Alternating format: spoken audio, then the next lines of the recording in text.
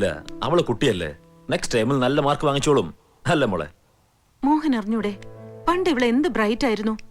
എല്ലാ ക്ലാസ്സിലും first rank ആയിരുന്നില്ലേ. പോട്ടെ, പഠിക്കണ്ട, ഒന്ന് സ്മാർട്ടായിട്ട് നടക്കെങ്കിലും ചെയ്തൂടെ ഇവൾക്ക്? എന്താ നിന്റെ പ്രോബ്ലം? എന്തെങ്കിലും പ്രോബ്ലം ഉണ്ടെങ്കിൽ അത് പറ. പ്രോബ്ലോ?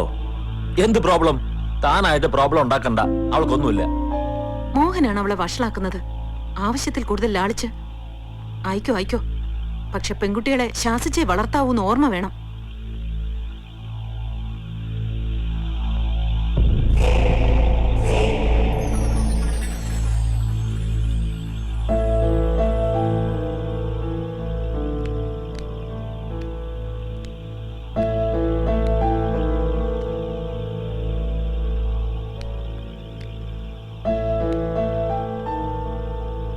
മമ്മി പറഞ്ഞു പോയത് കേട്ടില്ലേ?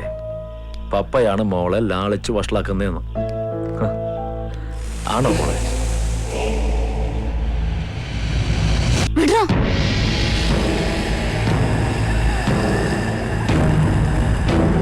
പറയും, എല്ലാം ഞാൻ മമ്മിയോട് പറയും.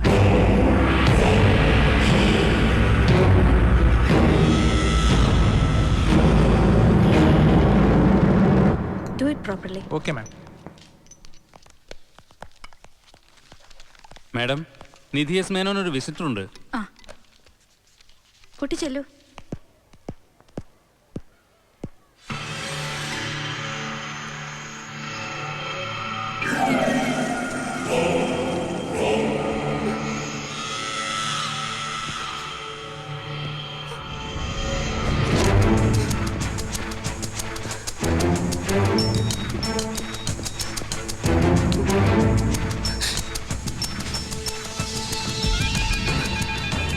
നിധി,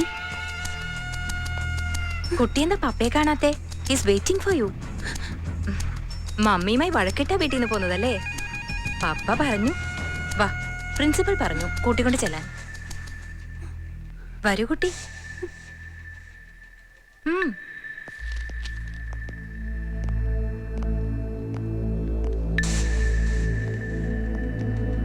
ചെല്ല, പപ്പ വഴക്കൊന്നും പറയില്ല.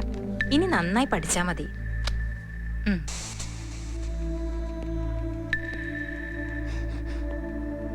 മോളിരിക്കേ. Come on, sit.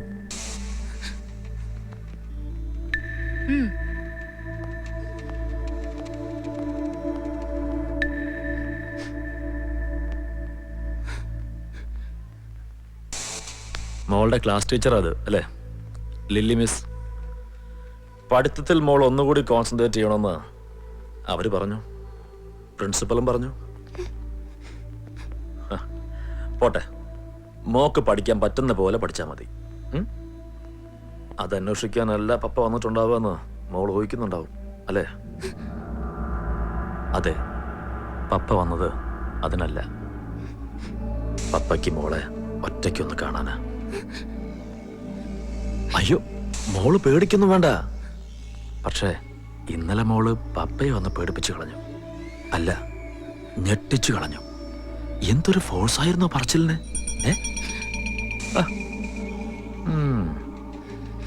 ഉള്ളതൊക്കെ മോൾ എല്ലാവരോടും വിളിച്ചു പറഞ്ഞിരുന്നെങ്കിൽ പപ്പ പെട്ടുപോയനെ. എന്റെ മോൾ അങ്ങനെയൊന്നും ചെയ്യില്ലെന്ന് പപ്പയ്ക്കറിയാം. എന്നാലും മോള് കുട്ടിയല്ലേ, അബദ്ധത്തിനെങ്ങാനും പറഞ്ഞു പോയാലോ? വിരോധമില്ല, പപ്പയ്ക്ക് ഒരു വിരോധമില്ല. പക്ഷെ പപ്പ അപ്പോ ചെറിയൊരു കാര്യം ചെയ്യും. കൊല്ലും. പപ്പ കൊല്ലും. ആദ്യം മോളുടെ അനിയത്തിയെ, പിന്നെ മമ്മിയെ, ഒടുവിൽ പപ്പയുടെ ഈ മിടുക്കി കുട്ടിയെ. അല്ലാതെ പപ്പ എന്ത് ചെയ്യാനാ? പപ്പയ്ക്ക് വേറൊരു നിവൃത്തി ഉണ്ടാവില്ല മോളെ. ഈ സൊസൈറ്റിയില് പപ്പയ്ക്ക് പപ്പയുടെ മാന്യത നിലനിർത്തണ്ടേ? അപ്പോ മോള് കരുതും എങ്ങനെയാ കൊല്ലാന്ന്. പണ്ട് മോളുടെ ഡാഡി മരിച്ചത് ഒരു ആക്സിഡന്റ് ആയിരുന്നെങ്കിൽ ഇത് പപ്പ ഒരു ആക്സിഡന്റ് ക്രിയേറ്റ് ചെയ്യും, അല്ലെങ്കിൽ ഒരു കൂട്ടാത്മഹത്യ. മമ്മിയും മോളും കനിമോളും ഒരുമിച്ചിങ്ങനെ മരിച്ചു കിടക്കുന്നത് കാണാൻ പപ്പയ്ക്ക് വലിയ ബുദ്ധിമുട്ടാവും. അതുകൊണ്ട് മോൾ ആലോചിക്കേ, ക്ലാസ്സിൽ പോയിരുന്ന സമയമെടുത്ത് ആലോചിക്കേ.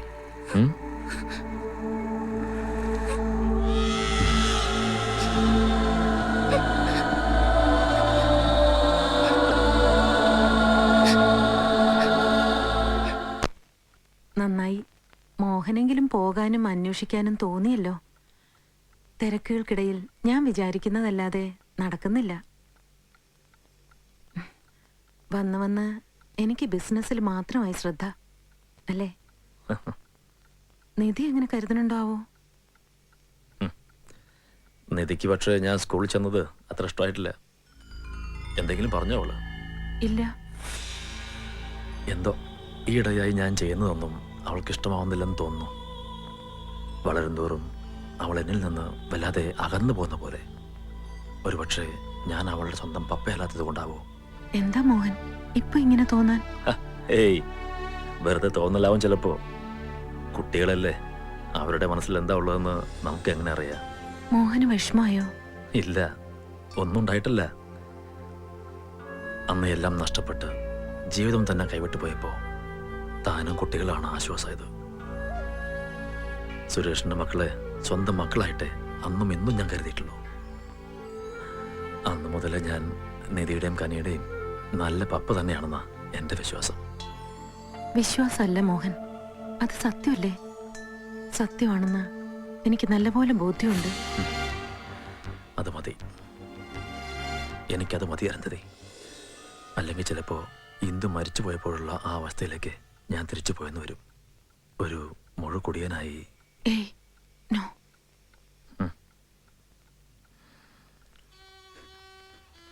നിന്റെ ഏതിഷ്ടത്തിനാ മോളെ പപ്പ എതിര് നിന്നിട്ടുള്ളത്?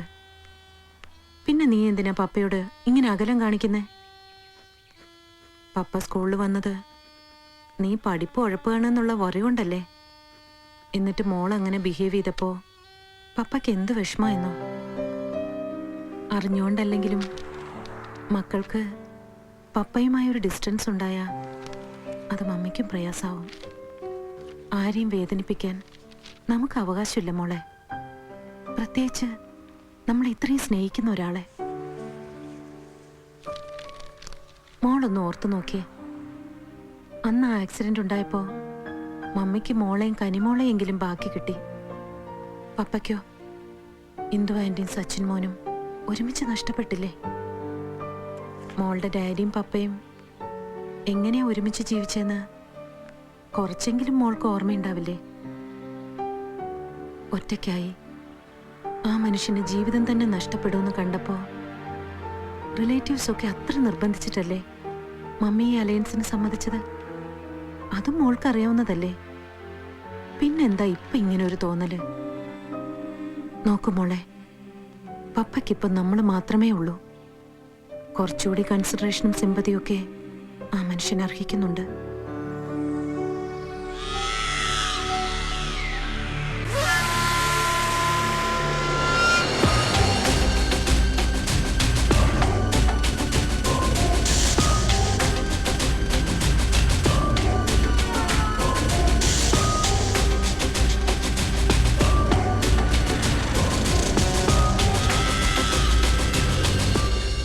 മമ്മിയോടെല്ലാം തുറന്ന് പറയാന്ന് വെച്ച ആ ഡബിൾ എല്ലാരും കൊല്ലും, ഉറപ്പാ. അയാള് കൊല്ലാനും മടിയുണ്ടാവില്ല അയാൾക്ക്.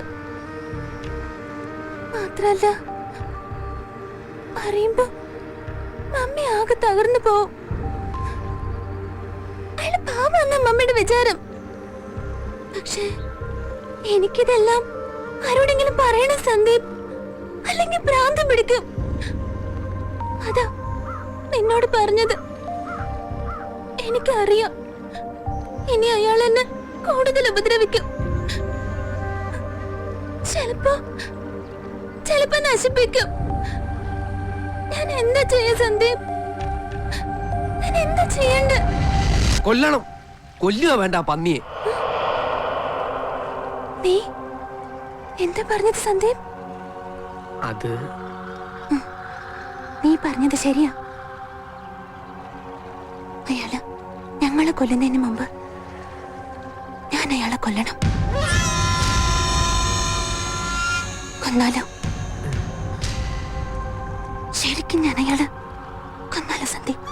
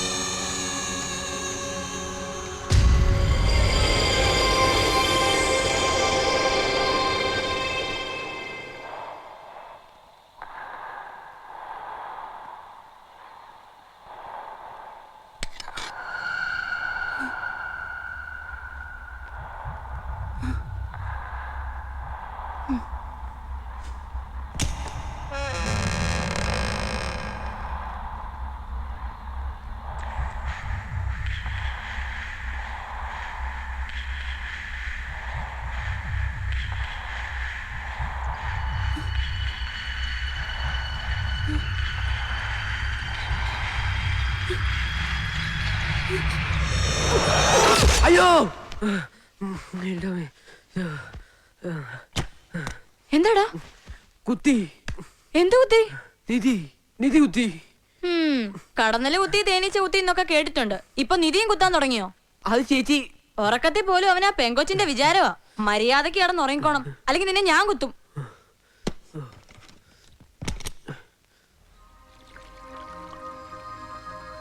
നിധി, പപ്പയെ കൊല്ലാന്ന് നീ പറഞ്ഞത് സീരിയസാ?